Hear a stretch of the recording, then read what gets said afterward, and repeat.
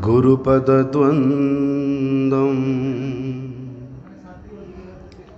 भक्तवृन्दसमन्वितं श्रीचैतन्यप्रभुं वन्दे नित्यानन्दसहोदितं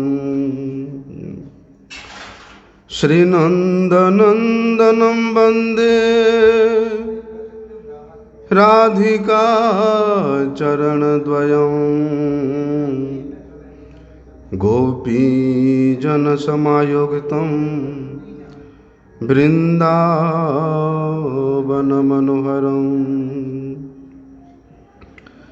गुरवे गौरचन्द्राय राधिकाय तदालये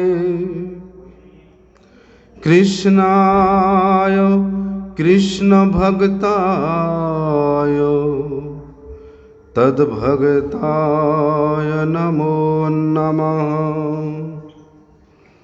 वाञ्छाकल्पतरुर्भ्यश्च कृपासिन्धुभ्यैव च पतितानां पावनेभ्यो वैष्णवेभ्यो नमो नमः।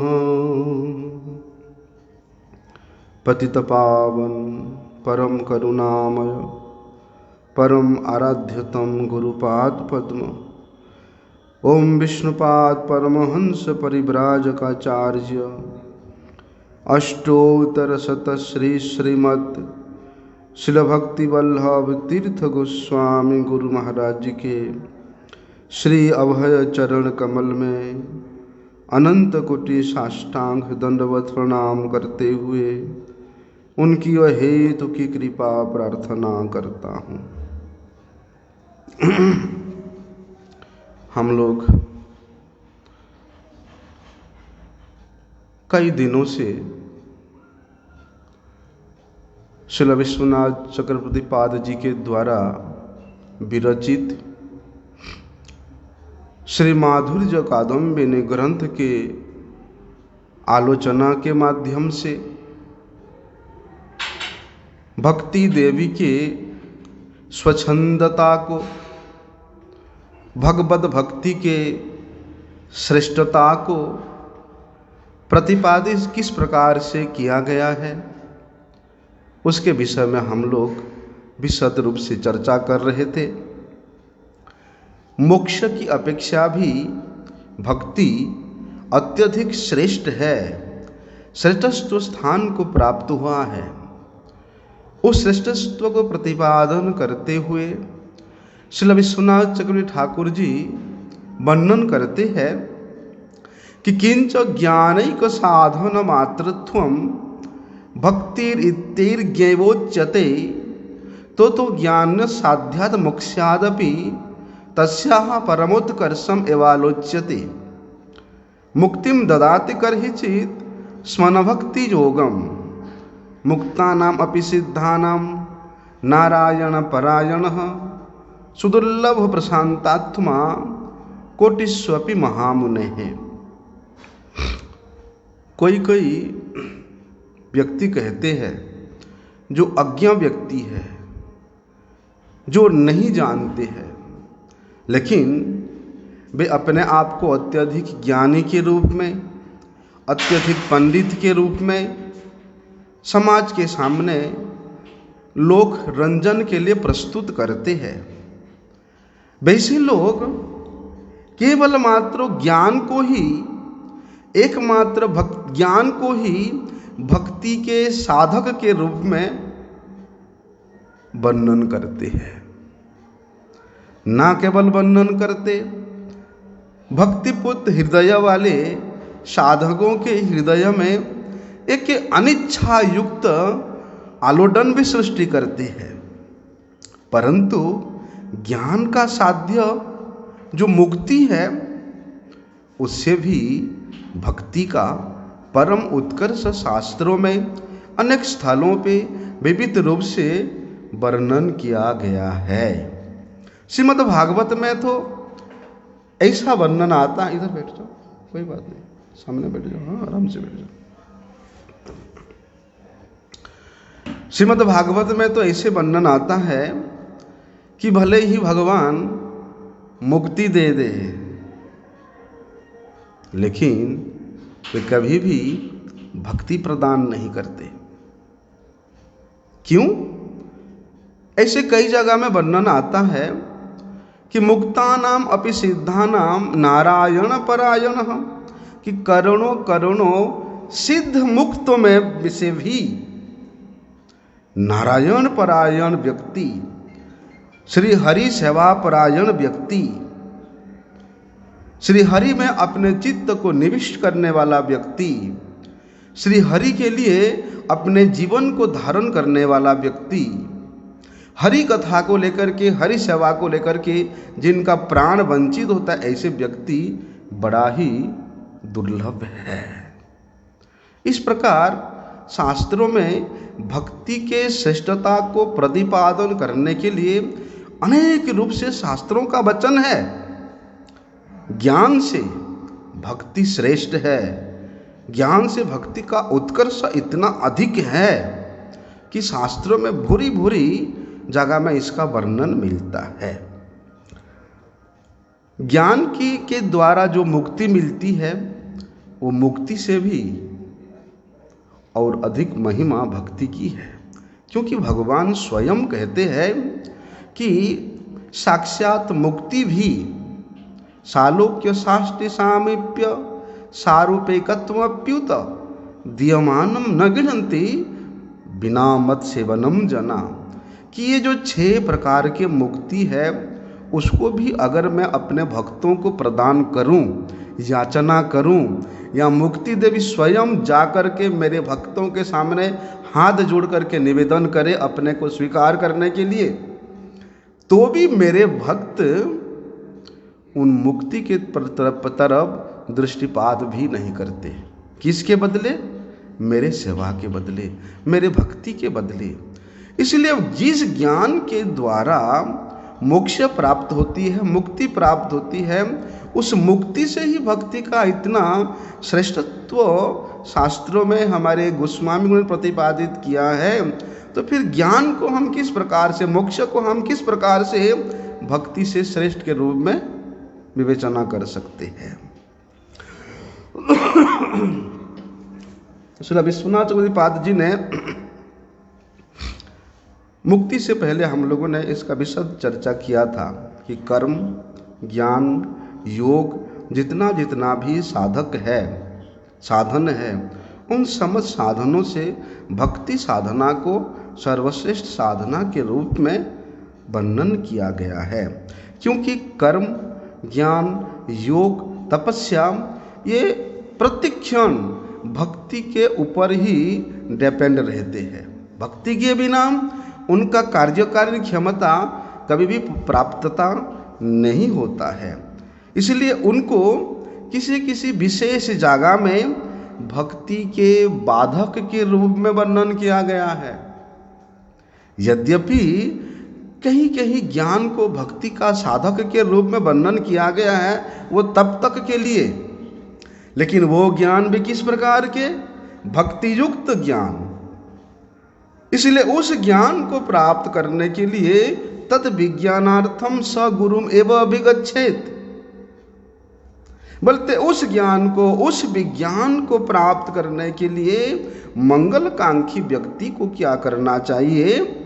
बोलते स गुरुम एव अभिगच्छेत। किस प्रकार के गुरु?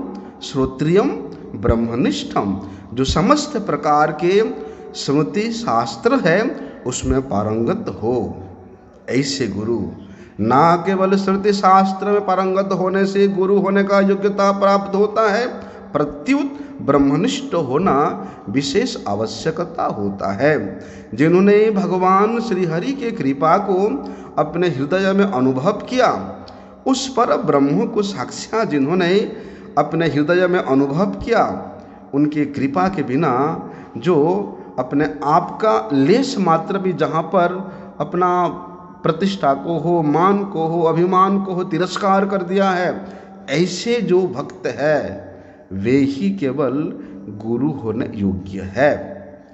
तो ऐसे गुरु के पास उस ज्ञान को प्राप्त करने के लिए जब मंगलकांक्षी व्यक्ति जाता है, तब वही ज्ञान दिव्य ज्ञान के रूप में उसके हृदय में अभिसारित होकर के वो भगवत भक्ति में साधक होता है।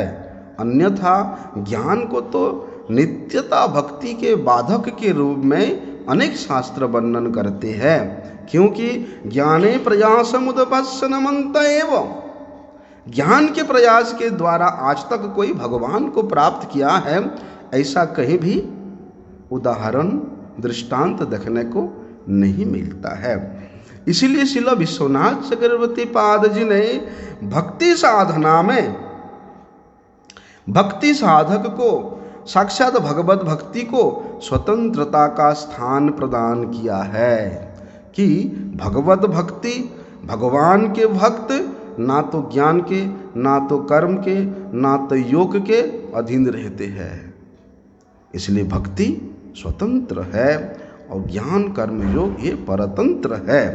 इसलिए भक्ति के इस स्वतंत्रता को विशेष रूप से उत्कर्षता प्रदान करने के लिए ग्रंथकार श्रील विश्वनाथ चक्रवर्ती पाद वहाँ वर्णन करते हैं कि कोई कोई अज्ञ व्यक्ति ये नहीं समझ पाते, ये नहीं जान पाते कि शास्त्रों का मर्म क्या है, क्योंकि स्वयं के पांडित्यता को लेकर के, स्वयं के विद्वता को लेकर के कोई भी व्यक्ति शास्त्र के मर्म को नहीं जान सकता। इसलिए श्रीमन महाप्रभु जी निर्देश किया है कि जाहो भागवत पढ़ो वैष्णवेर स्थाने, कि वैष्णवों के चरण अनुगत्य में अगर कोई व्यक्ति शास्त्र अनुशीलन करता है, वास्तव में उन शास्त्रों के जो वास्तविक क्या मर्म है वे उपलब्ध कर सकता है। लेकिन जो केवल अपने इस शुष्क ज्ञान को लेकर के, शुष्क पांडित्यता को लेकर के अभिमान करते हैं, ऐसे अभिमानी व्यक्तियों के हृदय में भक्ति ही जो सर्वश्रेष्ठ है ये कभी भी अनुभवनीय विषय नहीं होता है। कुछ लोग ज्ञान को भक्ति का साधक कहते हैं। अरे ज्ञान के बिना भक्ति कैसे हो सकता है?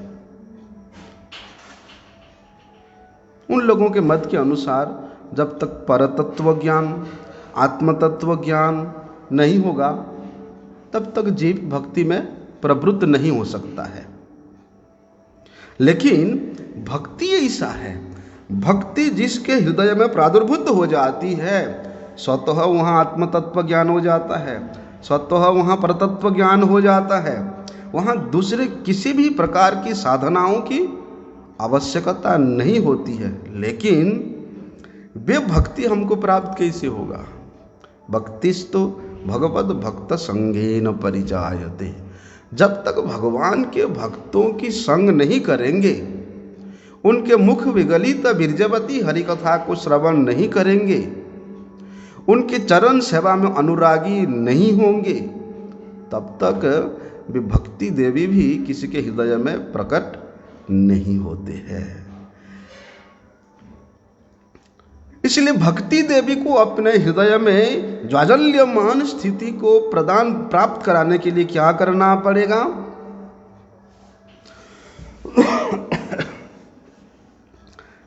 भगवान के परम प्रिय भक्तों का संग करना पड़ेगा। दूसरा और कोई उपाय नहीं है। इसलिए ऐसे अज्ञ व्यक्ति जो कि ज्ञान को ही भक्ति का एकमात्र उपाय मानते हैं, ज्ञान को ही भक्ति का एकमात्र साधक मानते हैं, ऐसे व्यक्तियों के मत को, ऐसे व्यक्तियों के विचार को खंडन करने के लिए और भक्ति की स्वतंत्रता का प्रतिपादन करने के लिए इसी माधुर्य कादम्बिनी ग्रंथ में श्रील विश्वनाथ चक्रवर्ती पाद जी ने बड़ी सुंदर वर्णन किया है। देखिए, जहाँ तक ज्ञान के संबंध में विचार करें तो ज्ञान भी इस ज्ञान को 3 अंग में विभाजन किया गया है। हमारे गुरु जी कहते हैं ना, एक तत्पदार्थ ज्ञान। तत्पदार्थ ज्ञान और तत् कौन है? तत् शब्द केवल मात्र भगवान के लिए ही, तद विष्णु परमम पदम, बोलते उन परम पद भगवान विष्णु के ज्ञान अर्थात परब्रह्म ज्ञान, भगवान के भगवतत्व का ज्ञान, ये है तत्पदार्थ ज्ञान। और एक है तम पदार्थ ज्ञान। तम पदार्थ ज्ञान क्या है? जीव के स्वरूप क्या है, जीव के स्वरूप तत्व का ज्ञान। और एक है परब्रह्म और जीव के परस्पर में क्या संबंध है, वो ज्ञान, संबंध ज्ञान जिसको कहते हैं। क्योंकि जब तक ये संबंध ज्ञान नहीं होगा तब तक बिना संबंधित व्यक्ति सेवा में अपने आप को प्रस्तुत नहीं कर सकता है। तो जो तत्पदार्थ तत् विषयक ज्ञान है वो है परतत्व स्वरूप भजनीय भगवान श्री कृष्ण विषयक ज्ञान, कि वे परतत्व पर ब्रह्म भगवान श्री कृष्ण साकारत्व है, सविग्रहत्व है, सचिदानंदमयत्व है, वे स्वयं भगवान है, उनके स्वयं भगवत्ता है, वे नराकृति परब्रह्म है, वे अखिल रसामृत मूर्ति है, वे अनंत सौंदर्य माधुर्य रूप गुण लीला के पराकाष्ठा है, समस्त प्रकार के कारुण्यता का भक्त वात्सल्यता का वे आकर है, समस्त प्रकार के जो गुण है उनके नाम रूप गुण लीला परिकर, बोलते इनकी वे परम वैशिष्ट युक्त तत्व है। इस विषय को जानना, इस विषय में ज्ञान अर्जन करना ही तत्पदार्थ ज्ञान के रूप में श्री रूप गोस्वामी जी ने भक्ति रसामृत सिंधु में वर्णन किया है। और एक है त्वम पदार्थ ज्ञान, त्वम विषयक ज्ञान। त्वम मतलब जीव विषयक ज्ञान, कि जीव कौन है, वे चित्कणत्व है, उसका स्वरूपत्व क्या है, वो तटस्था शक्ति है, तो तटस्था शक्तित्व में वो किस प्रकार से रहता है, किस प्रकार से विभिन्न हंसत्व में प्राप्त होता है, श्री कृष्ण के वे किस प्रकार नित्य दासत्व है। तो इस प्रकार के जो अनुस्वातंत्रता उसका गुण है, उस विषय में जो ज्ञान है वे है त्वम पदार्थ ज्ञान। और एक है तीसरा कि दोनों के परस्पर में क्या संबंध है, संबंध ज्ञान। क्योंकि परम तत्व भगवान श्री कृष्ण वे तो प्रभु है, वे तो स्वामी है, वे तो पालक है, वे तो जनक है, वे तो जननी है, और जीव उनका नित्य सेवक है, नित्य दास है, नित्य किंकर है। श्री कृष्ण जहाँ विभु है, जीव वहाँ अणुमात्र है। श्री कृष्ण जहाँ मायाधीश है, जीव मायावश्य है, मायावश्य योग्य है। इसलिए श्री कृष्ण पाद पद्मों की विस्मृति ही, श्री कृष्ण चरण विस्मृति ही जीवों के इस माया बंधन में, इस संसार सागर के अशेष दुख में पतन होने का मुख्य कारण है। इसलिए श्री कृष्ण भजन ही माया से मुक्ति प्रदान कर सकती है, श्री कृष्ण भजन ही जीव को परमानंद प्राप्ति करा सकती है, श्री कृष्ण भजन ही जीव को वास्तविक शांति प्रदान करा सकती है। इसलिए इस ज्ञान को, इस दोनों के बीच में जो ज्ञान है, इसको क्या कहते हैं? संबंध ज्ञान कहते हैं। कुछ लोग ऐसे भी है, कोई जीव को और ब्रह्म को दोनों को ऐक्य ज्ञान करते हैं। क्यों? क्योंकि वे लोग उस पर ब्रह्म के जो साकार रूप है, सविशेष रूप है, उसको वे लोग नहीं मानते, स्वीकार नहीं करते हैं। तो उनके विचार से उस ब्रह्म क्या है? निर्विशेष है, निर्विकार है, निराकार है। बोलते हैं जीव और ब्रह्म में किसी प्रकार का कोई भेद नहीं है। और उनके मत से कि ब्रह्म सायुज्य मुक्ति प्राप्त करना ही चरम साध्य है। ये लोग क्या करते हैं? खुद को ब्रह्म मान लेते हैं, हम ब्रह्मास्मि। अरे जो लोग क्षुद्र जीवों को ब्रह्म और सविशेष परब्रह्म भगवान श्री कृष्ण, भगवान श्री राम को माया का उपाधि मात्र मानते हैं, माइक मानते हैं, ऐसे जो माया उपाधि ग्रस्त मानने वाले जो मायावादी जन है, जो निर्विशेषवादी जो जन है, वे भगवान का सबसे बड़ा अपराधी है। ईश्वर जेना माने सहित पाषंड, जो भगवान के स्वरूप को नहीं मानता, भगवान के इस अनंत ऐश्वर्यान्वित गुण को नहीं मानता, बोलते वे सर्वथा यम दंड के अधिकारी होता है। इसलिए जीव और ब्रह्म का ऐक्य विषयक जो ज्ञान है वो सर्वथा भक्ति का विरोधी है। इसलिए श्रीमन महाप्रभु जी कहते हैं कि ऐसे व्यक्तियों का अगर कहीं से दर्शन भी हो जाता है तो स्नान करके आना। कितने बड़े वो लोग अशुद्ध है, कितने वे अपराधी है। इसलिए भैया ग्रंथ की अध्ययन भी जो शुद्ध भगवत भक्तों के द्वारा अनुग्रहित है, उन ग्रंथों को ही अध्ययन करना चाहिए। क्यों?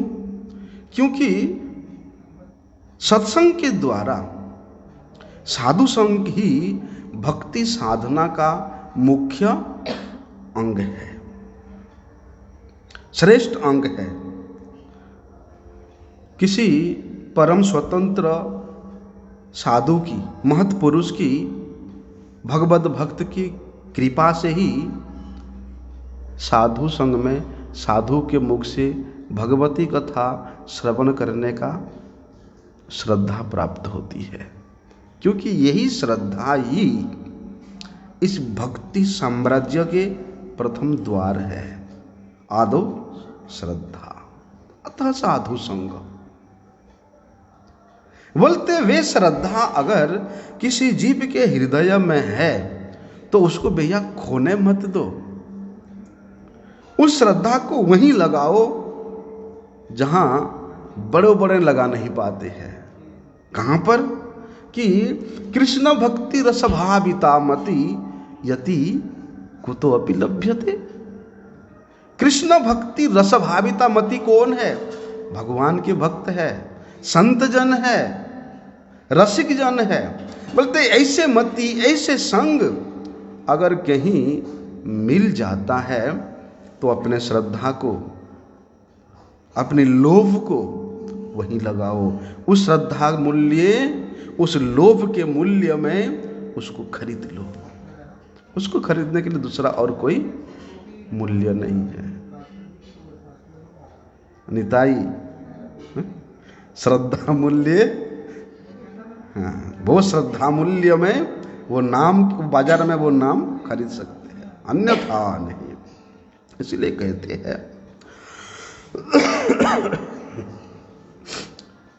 ऐसे जो परम स्वतंत्र भगवत भक्त है, उनकी कृपा से अगर साधु संग में हमारा वृत्ति हो जाती है, हमारा अनुवृत्ति हो जाती है, हमारा अनुरक्ति हो जाती है, अर्थात निरंतर उनके मुख से विगलित कृष्ण कथा श्रवण करने का सौभाग्य प्राप्त हो जाती है। निरंतर क्यों? क्योंकि भगवान स्वयं कहते हैं कि ऐसे जो भक्त हैं, ऐसे जो संत हैं, मदाश्रया कथा मृष्टा सुनवंती कथयंती च, वे नित्य निरंतर 24 घंटा में से 24 घंटा मेरे ही कथा का, मेरे ही गुण का गान करते हैं, श्रवण कराते हैं और श्रवण करते हैं। वही ही उनका जीवन धारण करने का एकमात्र माध्यम है। मेरे भक्त मेरे कथा को छोड़ करके एक क्षण भी नहीं रह सकता। जिस प्रकार से मछली पानी के बिना नहीं रह सकता, इसी प्रकार मेरा भक्त भी मेरे कथा के बिना नहीं रह सकता। ये भक्त का पहचान है। मछली को अगर पानी से निकाल दो तो वे छटपट छटपट करके मर जाएगा। अगर सांसारिक विषय वार्ताओं को लेकर के वे अपना समय व्यतीत करता है तो समझ लेना वे मछली नहीं है, वे भक्त नहीं है। मदाश्रय कथा अमृष्ट सुनवंती कथयंती च, कि मेरे आश्रय में रह करके मेरे ही कथाओं को लेकर के वे भक्त अपने जीवन जापन करता है। तो कहते हैं ये जो 3 प्रकार के ज्ञान है, तत्पदार्थ ज्ञान, त्वम पदार्थ ज्ञान और संबंध ज्ञान, इसको अलग से साधना करने की, अलग से अध्ययन करने की कोई आवश्यकता नहीं है। कि सताम प्रसंगान मम बीर्ज संविदो भवन्ति हृत्कर्ण रसायना कथा, कि साधु के प्रसंग भूत जो विषय है उसको श्रवण करने मात्र से, बोलते ये 3 प्रकार के ज्ञान उस श्रवणकारी के हृदय में अपने आप उन्मेषित हो जाता है। यद्यपि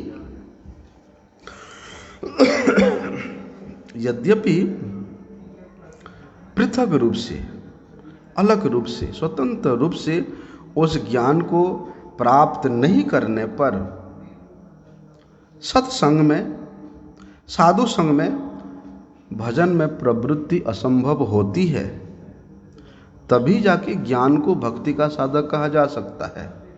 लेकिन जब सत्संग के द्वारा ही जब ये ज्ञान हमको प्राप्त हो जाती है, फिर उस ज्ञान को भक्ति का साधक के रूप में हम लोग विवेचना नहीं कर सकते हैं।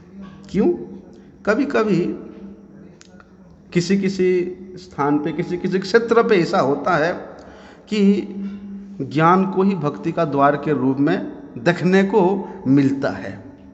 अरे ज्ञान नहीं हुआ कैसे भक्ति होगा, मैं कौन हूँ, भगवान कौन है, भगवान के साथ मेरा क्या संबंध है,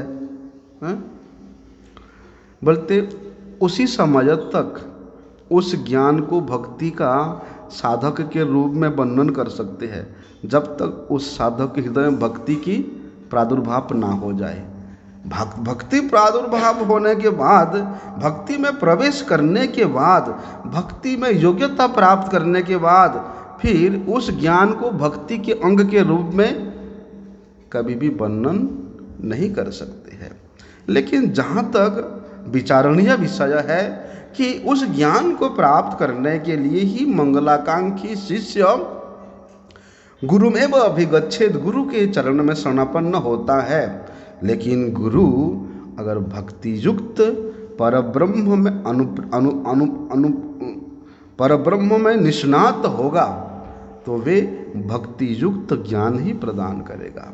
और उस भक्ति युक्त ज्ञान को कभी भी ज्ञान के रूप में, शुष्क ज्ञान के रूप में, केवल ज्ञान के रूप में नहीं मान सकते हैं। इसलिए गुरु जी कहते हैं कि भगवान के लिए अगर कोई देखने में लगता है बाहर में कर्म कर रहा है, देखने में लगता है कि वो टीचर है, देखने में लगता है कि वो कृषक है, देखने में लगता है कि वो बिजनेसमैन है, लेकिन अगर उनका उस कर्म करते हुए, उस कार्य क्षेत्र में प्रत्येक कार्य को करते हुए भगवान के उस वाणी को अगर वे ध्यान रखता है कि यद करोसि यद अस्नासि यद जुहोसि यद तपसि तद कुरुस्व मदर्पणम, उस भावना को लेकर के अगर भक्त करता है, चाहे गृह व्यक्ति ही क्यों ना हो, बोलते वे कर्म भी बंधन का कारण नहीं होता, वे कर्म भी कर्म के नहीं रह जाता, उसके वे कर्म भी भक्ति के रूप में परिवर्तित हो जाता है। ठीक उसी प्रकार ज्ञान केवल भगवान के प्रसन्नता के लिए हो, ज्ञान केवल भक्ति उत्पादनार्थ हो, ज्ञान केवल भक्ति संबंधित हो तो वे शुष्क ज्ञान के रूप में, केवल ज्ञान के रूप में विवेचित नहीं होता है। इसलिए प्रारंभ काल में, भक्ति में प्रवेश करने के समय प्रारंभ काल में कुछ समय के लिए योग्यता प्राप्त करने के लिए ज्ञान का आधार को रखना पड़ता है, लेना पड़ता है। लेकिन जैसे ही भक्ति में उसका प्रवेश हो जाता है, उस ज्ञान को फिर भक्ति के अंग के रूप में कभी भी नहीं गिना जा सकता है। इसलिए रूप गोस्वामी जी ने वहाँ वर्णन किया है भक्ति रसामृत सिंधु में कि ज्ञान वैराग्य योर भक्ति, ज्ञान वैराग्य योर भक्ति प्रवेशायो उपयोगिता ईसत प्रथमम एवेति नांगस्त्वम उचितम तयोः यदुभे चित्त काठिन्य हेतु प्रायः सताम मते सुकुमार स्वभावेयम भक्तिस्तद हेतु इरिता। वहाँ पर रूप गोस्वामी जी ने वर्णन किया है कि ज्ञान वैराग्य योर भक्ति, कि ज्ञान और वैराग्य भक्ति में अवरोधी होने पर भी, अविरोधी मतलब भक्ति के अनुकूल होने पर भी, भक्ति मार्ग में प्रवेश करने के लिए कुछ उपयोगिता उनकी स्वीकृति योग्य है, स्वीकार्य है, स्वीकार करने योग्य है। लेकिन यदुभि चित्त काठिन्य है, तो जैसे ही भक्ति में साधक का प्रवेश हो जाता है, फिर उस ज्ञान वैराग्य की भी आवश्यकता नहीं होती। क्यों? क्योंकि भक्ति ही ज्ञान का आधार है, भक्ति ही वैराग्य का आधार है, भक्ति ही कर्म का आधार है, भक्ति ही योग का आधार है। इसलिए पृथक रूप से उनका साधना करने की कोई आवश्यकता नहीं पड़ती। सुकुमारत्वम स्वभावेयम भक्तिस्पेद हेतु इरिता, बोलते भक्ति में प्रवेश हो जाने के बाद उनकी और कोई आवश्यकता नहीं होती। इसलिए ज्ञान और वैराग्य को भी भक्ति के अंग के रूप में हम लोग नहीं मान सकते हैं। जो महत्पुरुष जन है, महाजनगण है, उनके विचार से भक्ति में प्रवेश करने के पश्चात अगर ज्ञान वैराग्य रहता है तो चित्त कठोर हो जाता है। अरे हम ज्ञानी है, अरे हम वैरागी है, हम दुग्धाहारी है, हम फलाहारी है, हम अमुक है, हम ढिमुक है, अरे हमें इतना ज्ञान है, वो कुछ जानता नहीं। वहाँ चित्त इतना कठोर हो जाता है कि जो सुकुमल स्वभाव वाली भक्ति वृत्ति है उसको ढक लेता है। भक्ति कहाँ इतना सुकुमल है, नवनीत समान, और कहाँ ज्ञान वैराग्य रहते हुए कठोर हृदय में कैसे रह सकता है। इसलिए भक्ति ही भक्ति में प्रवेश करने का एकमात्र द्वार है, भक्ति ही भक्ति में प्रवेश करने का एकमात्र हेतु स्वरूप है। इसलिए भागवत में वर्णन है कि ज्ञाने प्रयासम उदपास्य नमंत एव जीवंति सदमुखरिताम भवदीय वार्ताम स्थान स्थिता श्रुतिगताम तनुवांग मनोभि ये प्राजस्व अजित अजित ओपै तैस्त्रिलोक क्या। ब्रह्मा जी भगवान श्री कृष्ण की स्तुति करते हुए कह रहे हैं कि हे भगवान, आप तो अजीत हो, आपको कभी भी कोई किसी भी प्रकार से जीत नहीं सकता है।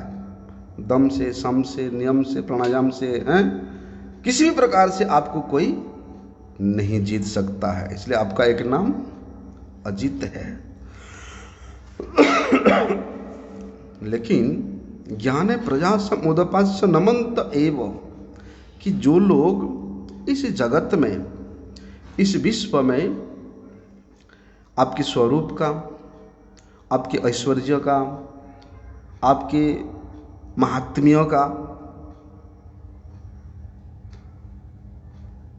ज्ञान को जानने के लिए किसी भी प्रकार का प्रयास नहीं करते, लेकिन क्या करते हैं, केवल मात्र आपके भक्तों के निकट में रह करके उनके श्रीमुख से, जो कि स्वतः विगलित होता है, भक्त अपने प्रयास से भगवती कथा विगलित नहीं करता। भगवती कथा वे स्वयं मूर्तिमंत है, वे केवल मात्र भक्त के मुख से ही विगलित होते हैं, अभक्त के मुख से नहीं। इसलिए शास्त्र कहते हैं कि अवैष्णव मुखोद्गिन्नम पुतम हरिकथामृतम, जो अवैष्णव है, उसके मुख से भगवती कथा कभी भी प्रादुर्भूत नहीं हो सकती। देखने में लगेगा कि भगवती कथा है, लोक रंजन हो रहा है, लेकिन वास्तव में भगवती कथा नहीं होती। जो भक्त हैं, भक्त के मुख से ही भगवती कथा विगलित होती है। किस प्रकार से? गुरु जी कहते थे ना कि श्री कृष्ण नामादि न भवेद ग्राह्यम इंद्रियैः सेवन मुखे ही जीवादु स्वयमेव स्फुरत्यद।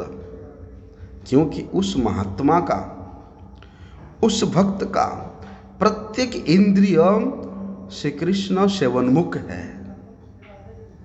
जब तक साधक का हृदय सेवनमुख नहीं होगा, उसके प्रत्येक इंद्रिय का वृत्ति सेवनमुख नहीं होगा, तब तक इस जीवांद्रिय में भी, रसनेन्द्रिय में भी भगवत नाम, भगवत कथा कभी भी विगलित नहीं होती है। इसीलिए वहां कहते हैं ऐसे संत के मुख से जो स्वतः विगलित होता है आपके नाम रूप गुण लीला, इस कथा को जो श्रवण करता है, किस प्रकार से? तन मन और वचन से इसका सेवन करता है, श्रवण करता है, और उसी को लेकर के अपने प्राण धारण करता है कि अप्रायसो अजितो जीतो अप्यसई तेईस त्रिलोक्यम, कि हे भगवान, आप अजित होने पर भी, आप किसी के वशीभूत नहीं होने पर भी वे भक्त आपको वशीभूत कर लेता है, आप उसके वशीभूत हो जाते हैं। स्वयं भगवान इस बात को कहते हैं कि हम भक्त पराधीनो ह्य स्वतंत्र एवं द्विज, कि हे द्विज, हे ब्राह्मण, हे दुर्वासा, मैं तो अधीन हूं, मैं तो पराधीन हूं, मैं तो मेरे भक्त के वशीभूत हूं। स्वयं भक्त वश्यता को भगवान स्वीकार करते हैं। भाई, किसी के वश्यता को स्वीकार करना, किसी के पराधीन रहना क्या सुख होता है? नहीं होता है ना? अरे दूसरे के घर में किराए पे भी रहो, कितना टेंशन होता है। पैसे देवे महीना महीना, फिर भी कितना टेंशन है, अरे हम तो दूसरे के घर में किराए पे है भैया। इसीलिए ये गुरु स्थान को, ये भगवत आराधना स्थान को भी अगर जब तक यहाँ निजत्व बुद्धि नहीं होगा, अपनत्व बुद्धि नहीं होगा, तब तक यहाँ भी शांति नहीं रहेगा।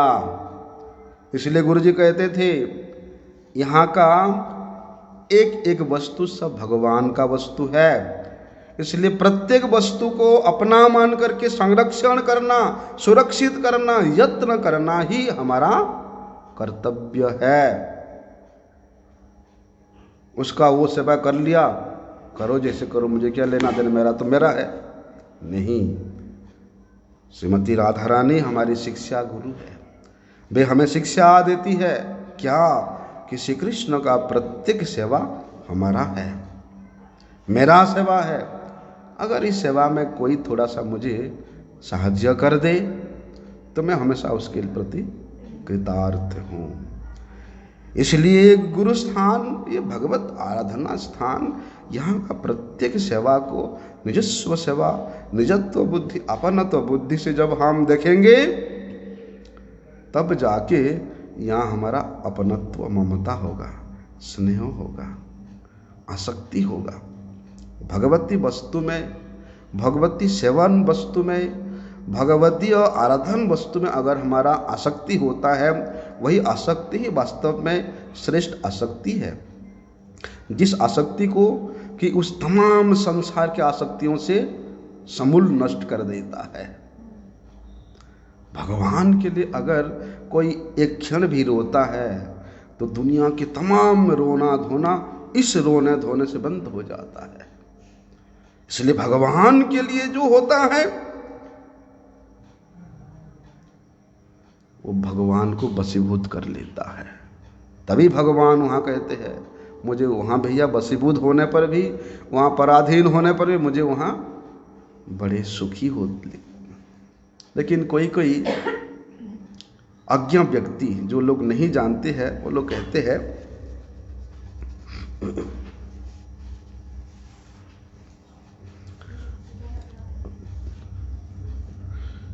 क्या कहते हैं ज्ञान को भक्ति का साधक के रूप में कहते हैं। लेकिन जो तत्वज्ञ जन है, जो सिद्धांतविद है, वे ऐसा कभी भी नहीं कहते, क्योंकि अनेक शास्त्रों में मुक्ति की अपेक्षा भक्ति की परम उत्कर्षता प्रतिपादित हुआ है।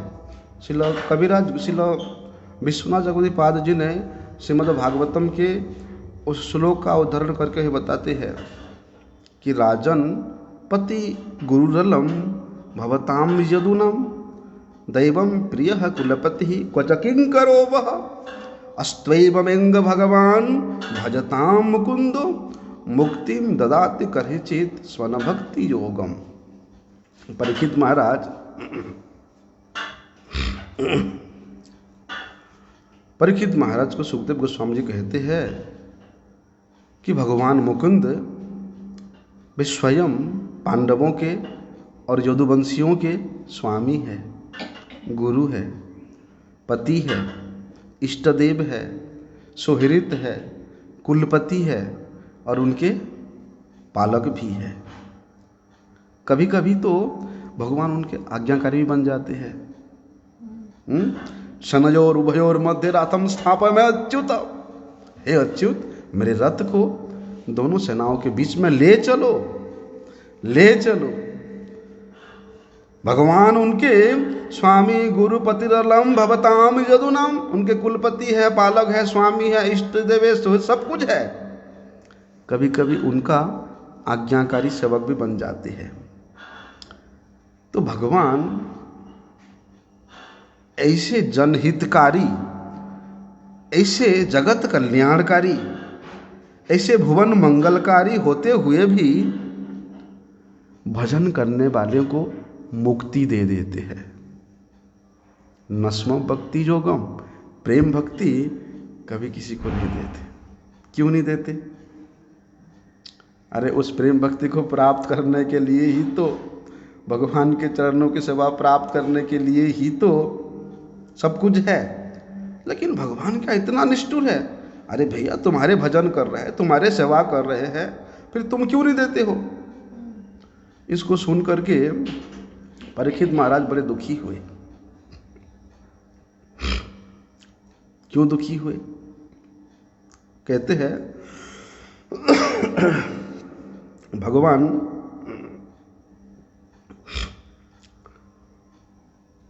चंद्रवंश में प्रकट हुए, भगवान सूर्यवंश में प्रकट हुए, लेकिन भगवान पूर्व वंश में प्रकट नहीं हुए। परीक्षित महाराज जी के जो वंश है पूर्व वंश, उसमें प्रकट नहीं हुए।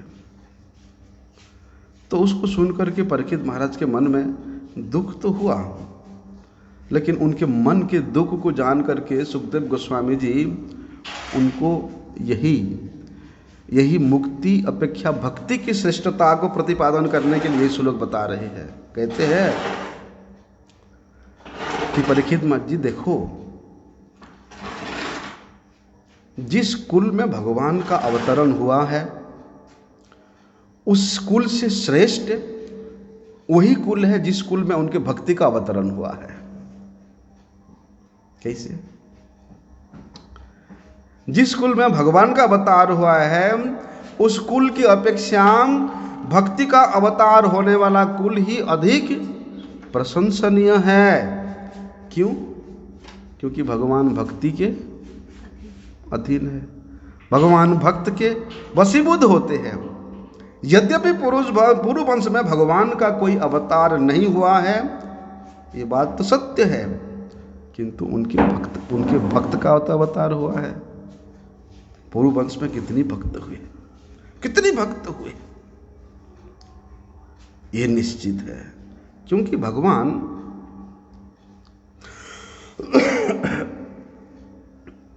यदुकुल की भांति पांडव वंश में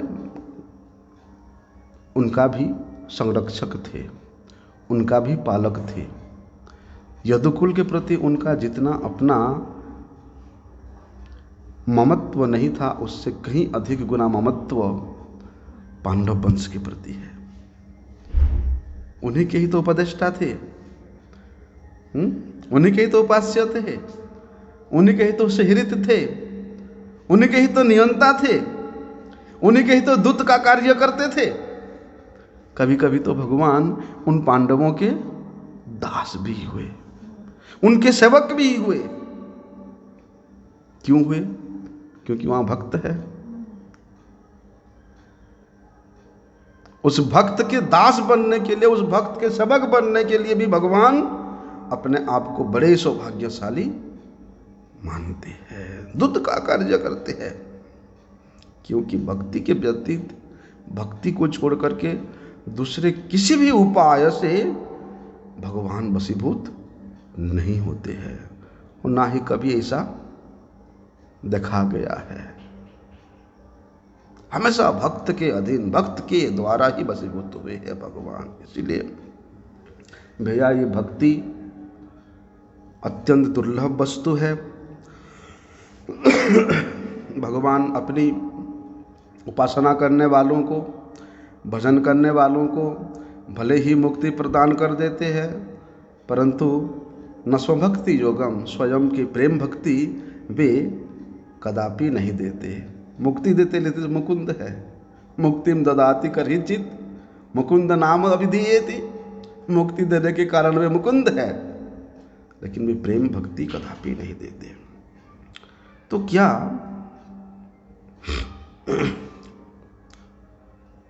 करहिचित, क्या भगवान सब समय अर्थात कभी भी किसी को भी प्रेम भक्ति नहीं प्रदान करते? ऐसी बात है? ऐसी तो कोई बात है नहीं। कईयों से को देखा गया भगवान प्रेम भक्ति प्रदान की है कि जब तक प्रेम भक्ति प्राप्ति के लिए हृदय में तीव्र आकांक्षा नहीं जगती, तब तक प्रेम भक्ति प्रदान नहीं करते। ठीक है, भक्त जो है भजन कर रहा है, सेवा कर रहा है, साधन कर रहा है, ठीक है, लेकिन उनके हृदय में श्री कृष्ण सेवा के अतिरिक्त अगर कोई दूसरी कामना लेश मात्र भी है, दूसरी कामनाओं की गंध अगर वहां लेश मात्र है,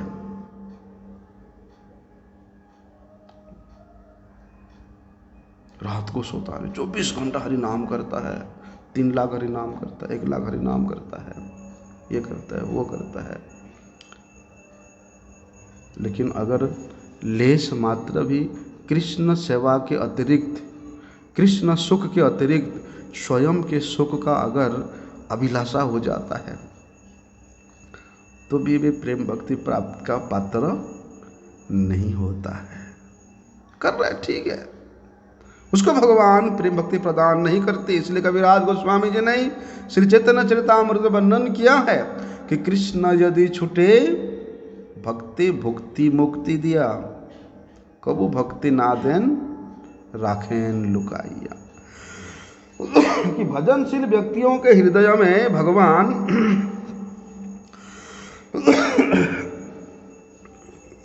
अगर भजनशील भक्त है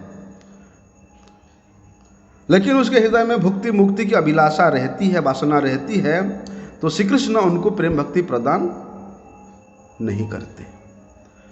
ऐसे लोगों के निकट भगवान उस भक्ति को, उस प्रेम भक्ति को छुपा करके रखते हैं।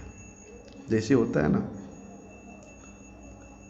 जो बच्चा बीमार पड़ जाता है, लेकिन बच्चा को मिठाई खाने में, रसगुल्ला खाने में, खीर खाने में, मलाई खाने में बड़े अच्छा लगता है। बच्चा बीमार है, उसका पेट में गड़बड़ी है, उसको अगर रसगुल्ला खिला दोगे, खीर खिला दोगे, मलाई खिला दोगे तो क्या हाल होगा? स्नेहमयी माता, स्नेहमयी जननी जिस प्रकार से अपनी रोगी संतान के लिए वे सब रसगुल्ले, खीर, ये सब वस्तु को छुपा करके रखती है, लेकिन माँ का इच्छा होता है कि मेरा बच्चा जल्दी ठीक हो जाए और उसको मैं अपने हाथ से रसगुल्ला खिलाऊं, क्योंकि मेरी संतान को वो अच्छा लगता है। माँ का अभिलाषा है, इच्छा है, लोभ है, लेकिन क्या करे, खिलाने से बीमार पड़ जाएगा। उसी प्रकार भगवान भी चाहते हैं कि मेरे भक्त भी मेरे इस प्रेम रस का आस्वादन करें, मेरे इसी माधुर्य रस का आस्वादन करे, लेकिन क्या करे, उसके वो पात्रता नहीं है, अधिकारी नहीं है। उसी प्रकार भगवान भी उस भुक्ति मुक्ति स्पृहा जावत पिशाच हृदय वर्तते तावक भक्ति, तब तक वहाँ उस प्रेम भक्ति भगवान उसको छुपा करके रखते हैं। स्वस्थ होने पर जिस प्रकार माँ संतान को वो सब वस्तु खिलाती है, योग्य पात्र होने पर भगवान भी उस प्रकार प्रेम भक्ति उसको प्रदान करते हैं। अन्यथा भक्ति को छिपा करके रखते हैं, क्योंकि वे अयोग्य है। भगवान श्री कृष्ण वे अपने भक्तों के निकट प्रेम भक्ति प्रदान करना नहीं चाहते, ऐसी बात नहीं है। वे अभिलाषी है कि मेरे भक्त इस प्रेम का आस्वादन करें, क्योंकि भक्त के द्वारा जो प्रेम का आस्वादन होता है, उस प्रेम को आस्वादन करके भगवान को और अधिक सुख होता है। देखो ना, श्री कृष्ण के उस माधुर्य को देख करके गोपियों को परम आनंद होता है, परम सुख होता है। लेकिन गोपियां सोचती है श्री कृष्ण का सुख कैसे होगा, हमको देख के होगा। इसलिए गोपियां अपने आप को सजाती है, संवारती है, अलंकृत करती है, सुंदर वसनों से सजाती है। उद्देश्य क्या, कि श्री कृष्ण हमको देख करके प्रसन्न होते हैं। और ऐसे सुसज्जित गोपियों को देख करके श्री कृष्ण प्रसन्न होते हैं, और श्री कृष्ण के उन प्रसन्नता को देख करके उन गोपियों का भी और अधिक प्रसन्न होता है, और गोपियों के और अधिक प्रसन्नता को देख करके, प्रफुल्लित मुख को देख करके श्री कृष्ण का और परमानंद होता है। अर्थात भक्त के माध्यम से भगवान सुख का आस्वादन करते हैं, भक्त के माध्यम से भगवान उस रस का आस्वादन करते हैं। नहीं तो भगवान को फिर श्रीमन महाप्रभु जी के रूप में, भक्त के रूप में अवतरित होने का क्या आवश्यकता थी? कि उस मेरे स्वरूप की, मेरे रूप माधुर्य की क्या ऐसे महत्व है, क्या आकर्षणीयता है, जिसको प्राप्त करके ये सब भक्त इतने आनंदित है, उसको मैं आस्वादन करना चाहता हूं। इसलिए तो भगवान सचिनंदन गौरी के रूप में अवतरित होकर के स्वयं के माधुर्य का, स्वयं के रूप का, नाम का वे आस्वादन करते हैं। इसलिए चैतन्य चरितामृत में एक जगह वर्णन है कि अन्य कामी यदि करे कृष्णेर भजन, नामागी लेह कृष्ण तारे देन स्वचरण। अगर अन्य कामी है, उसके मन में अन्य कामनाएं हैं, अन्य कामनाओं को रख करके भी अगर वे श्री कृष्ण भजन करता है, तो उसके नहीं मांगने पर भी भगवान श्री कृष्ण उसको अपने चरणों की सेवा प्रदान करते हैं। कैसे देखो। और वहां कहते हैं कि अगर अन्य कामना है तो उसको वे कभी प्रेम भक्ति कभी प्रदान नहीं करते। राखें लुकाइया, प्रेम भक्ति ना दें, राखें लुकाइया। और यहाँ कहते हैं कि ना मांगी ले हो कृष्ण तारे देन स्वचरण, नहीं मांगने पर भी वहाँ स्वचरण देते हैं। क्यों? विचार करने योग्य है। कोई व्यक्ति ऐसा समझते हैं कि यदि श्री कृष्ण अपने भक्त को भुक्ति मुक्ति देकर के छुटकारा पा लेते हैं, तो फिर कभी उसको प्रेम भक्ति प्रदान नहीं करते। कुछ लोग सोचते हैं, अरे भुक्ति मुक्ति देकर भगवान छुटकारा पा लेते हैं, प्रेम भक्ति इसलिए नहीं देते क्योंकि प्रेम भक्ति देने से भगवान को अधीन होना पड़ेगा, बसीभूत होना पड़ेगा। और कौन चाहेगा भैया किसी के बसीभूत होना? मतलब वो लोग ये दर्शाना चाहते हैं कि भक्त के वश्यता में रहना भगवान श्री कृष्ण के लिए बड़े कष्टकर है। वो लोग यही दर्शाना चाहते हैं, इसलिए भगवान नहीं देना चाहते हैं। लेकिन ऐसी बात नहीं है। प्रेम भक्ति श्री कृष्ण के ये ह्लादनी स्वरूप की वृद्धि है। आह्लादनी स्वरूप की वृत्ति है। श्रीमती राधा रानी स्वयं उसकी मूर्तिमंत देवी है। इसलिए श्री कृष्ण स्वयं के स्वरूप की आनंद की अपेक्षा उस भक्त को प्रेम भक्ति प्रदान करके उसके आनंद के द्वारा वे परमानंद को प्राप्त करते हैं। इसीलिए भक्त वत्सलता श्री कृष्ण के लिए कष्टकर नहीं है। वे तो श्री कृष्ण हमेशा आकांक्षा करते हैं, आशा करते हैं कि मैं हमेशा अपने भक्त के अधीन रहूं। श्री कृष्ण के लिए कभी भी कष्टकर नहीं है, कभी भी त्याग करने योग्य नहीं है। ये शास्त्रों के सिद्धांत है। जैसे कि जिस प्रकार हो भी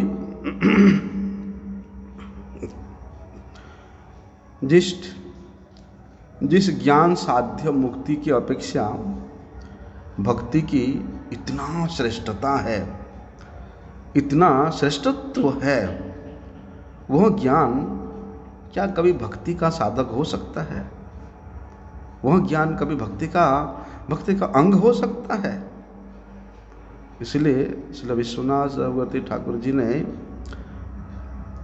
ज्ञान के लिए भक्ति की साधकता को खंडन करने के लिए, मुक्ति की अपेक्षा भक्ति के श्रेष्ठता को प्रतिपादन करने के लिए, मुक्त पुरुषों की, महान पुरुषों की अपेक्षा भगवान के उस ब्रह्म सायुज्य प्राप्त करने वाले पुरुषों की अपेक्षा भगवान के क्षुद्र से क्षुद्र भक्त के श्रेष्ठता को प्रतिपादन कर रहे हैं। गुरु जी कहते थे ना, मुक्तानाम अपि सिद्धानाम नारायण परायण सुदुर्लभ प्रशांतात्मा कोटिस्वपि महामुनि।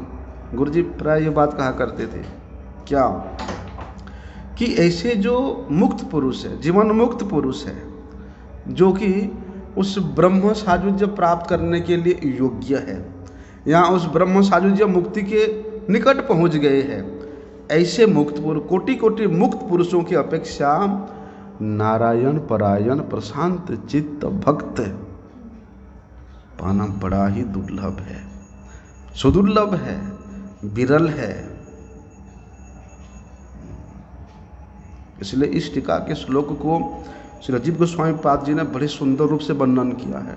मुक्तानाम प्राकृत शरीरस्थम अपि तद अभिमान शून्यानाम सिद्धानाम प्राप्त सालोक्यादीनां च कुटिस्वपि मध्ये नारायण सेवा मात्र आकांक्षी सुदुर्लभ प्रशांतात्मा सर्वोपद्रवरहित।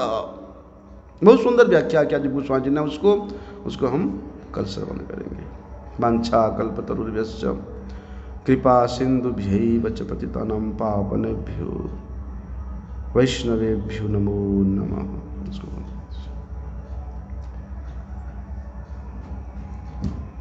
फिनिश्ड होगा वहाँ देखना, फिनिश कर दीजिए उसको। फिनिश लिखा नहीं है वहाँ पर।